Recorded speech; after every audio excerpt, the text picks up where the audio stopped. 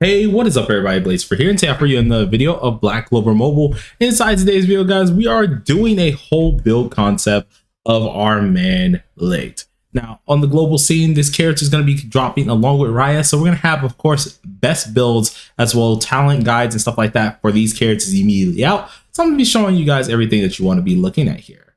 So first things first, before we get into the video, I gotta say thank you guys for all the support once again. This is a double upload for you all, and I feel like you guys are really gonna enjoy this one. So let's crack straight into the video. All right, so with Licht here being an absolute powerhouse of an actual damage dealer for our green sense units here, this attacker brings to the plate tons of freaking damage, where it goes from crit rate, actual boosting defense pin here, actual increasing your damage, and having a stellar unite move with our man Raya here. This character even comes with his own built-in immortality, including some at least decent crit damage here that he also can provide.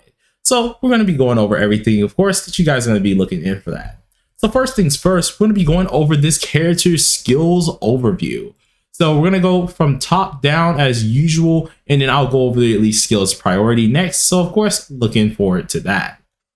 Now for this first skill here, this is his single target skill here, in which this skill is actually called Light Swords of Conviction. With this skill here, it pretty much sends out these projectiles that will increase his crit rate by level 3 to himself before attacking, which is pretty much an equal to 22% amount of crit rate here, utterly destroying the enemy here, doing a ton of damage. It's one of his actually best skills that actually can be really useful once he has, let's say he's silenced or anything like that. It can really come into handy. Now going with his secondary skill here, we have the Light Whip of Judgment here, in which the character ends up swinging the whip here at the enemy, another single target hit as well, which will apply increased crit rate level 2 to himself before attacking, as well as defense penetration here level 2 to himself before attacking. And as things go up here, the main little levels that get actually upgraded is going to be skill attack as well as skill magic attack here, going 10% for each one. So a total of 40% extra magic attack and attack for each at least level upgrade here. And then alongside with this, of course, for the crit rate being itself, it'll be 18% increased of it, and then 20% of ignoring the target's defense. Now, of course, if you do have the enhanced card version here, it also implies a buff block for 2 turns to an enemy when you land a crit. So that even helps out even more, seeing that the enemy cannot use buffs here. But if you use this skill, usually the enemy's most likely going to be dead or very close to it.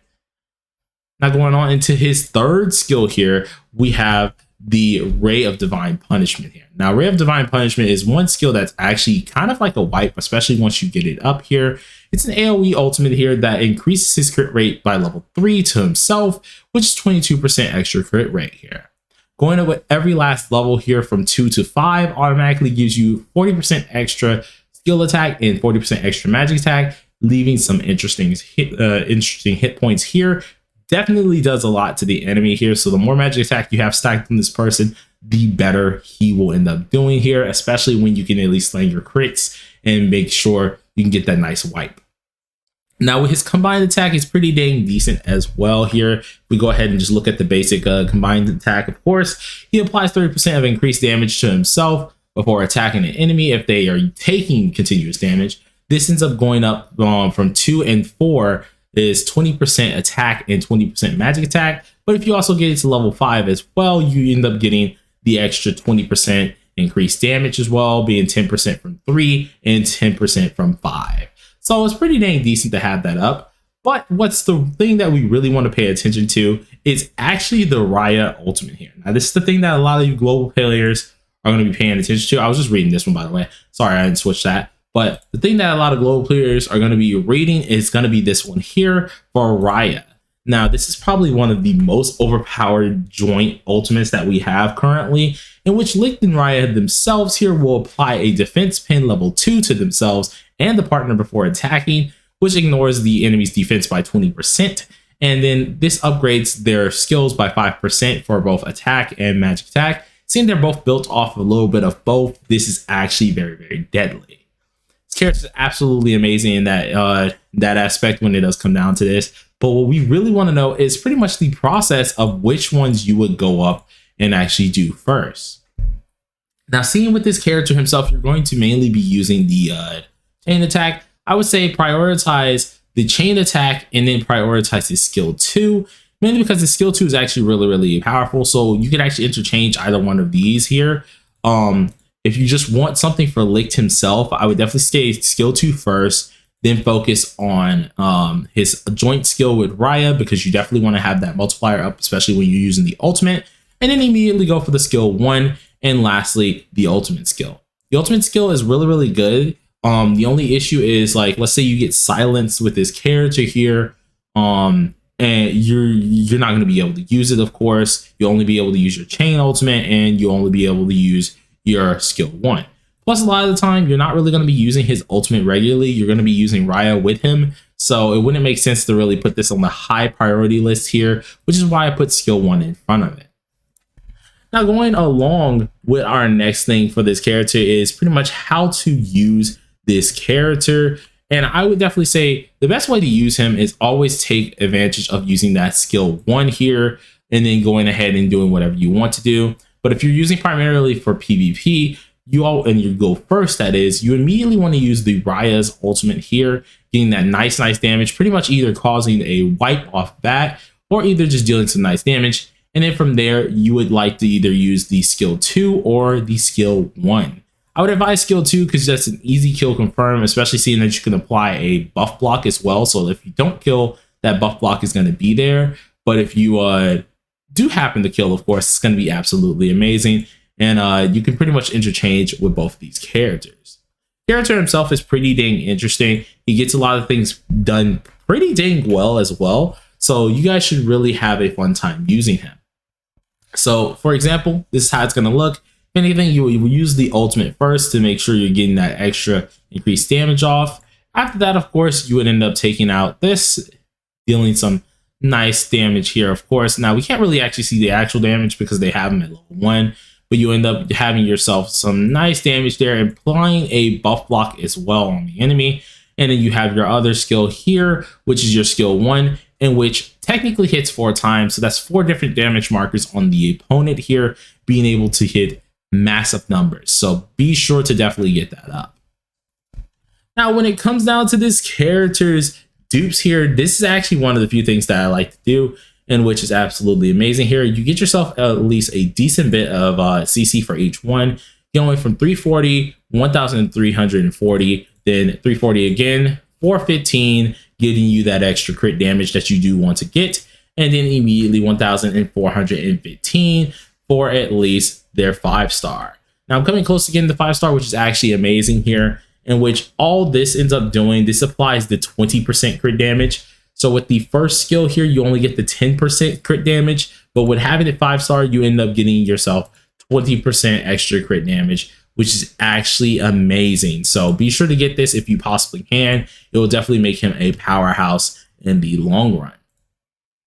Now, going on to his best grimoires, of course, one of the best grimoires I would definitely like to say is going to be his own card himself. I ended up getting one dupe on here. If you are a person who is going for this, I would definitely say get it, because it does come out very useful. Now, once again, for his skill 2, this is the whole thing for getting that buff block, in which I've been talking about a lot. It can really make a major difference in the fight. So if they do happen to live, they're officially not able to use any buffs. So I would suggest using a DPS, like using it on DPS, using it on a person like Mud.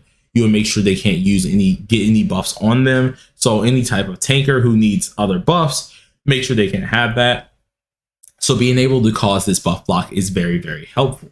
This would definitely be his best thinking skill, no matter what you want to think about with this one. So he would definitely be good. If you want another SSR that you could possibly use, I know at least Leopold's card can be pretty dang decent for just damage in general. So you could possibly use that. Now, of course, if you do not want to use that, you have SR options. A good SR page could also be a solid SR page, because it helps out with crit rate, which is what we really want. And if you just wanted to, like, just say, forget just the crit rate and you just want to trust in more damage, and you're very solid on feeling like you can use something else, well, then you could use the book here. At least there's one of these books here. Yes, this one right here, which is the mysterious book here. This one actually comes in handy for just damage itself. So, I mean, you could use this as well, but this will probably be like third choice out of the few for his grimoires. Now, coming down to his best gear set, this character can be run with two different gear sets here, one of which being at least attack, crit rate, and crit damage. The other one can be attack, crit rate, and speed, or you can go ahead and do attack, crit damage, and speed. So technically 3 different sets. The one I would say that I recommend it to the most with this character is definitely attack, crit rate, and speed, mainly because at the end of the day, you want him to crit as much as possible. If you have him starred or if you have him pretty decently built, your crit damage should already be high enough. So pretty much having attack, crit rate, and speed will be definitely better because you need that crit rate there, and being able to make sure this character can get up to the plate very, very quickly would also come in handy, especially when it comes down to dealing that nice damage first and pretty much surviving. So currently I'm running attack, speed, but in reality, once I do get my crit rate gear farmed up, which is why I'm kind of keeping all my stamina currently, we're going to go ahead and get attack, crit rate, and speed for this character because he is very, very useful with that. Now going down to his best talents here, this one I currently have him on a few that are just pretty helpful here, in which this one here you would like to pretty much make sure you're able to get that extra just damage in general. This is the 7% attack, which you could use as well with the nice 5% extra attack here. But I would say go with the 5% attack and then the 10% extra crit damage with this character, because you're really going to do a lot more damage that way with the first two, in which then you could probably inlay it with a attack or magic attack stone in the middle. Alongside this, you want the 20% defense here, and then including the wave one here. So this will actually be helpful for PvE as well. This is going to help you with damage reduction and such like that. So this will actually be amazing for this. And I would definitely advise a defense stone would be the best thing here. Now going for the green ones here, you want to have the SP one, which I've yet to actually do on this character, which is kind of my bad there.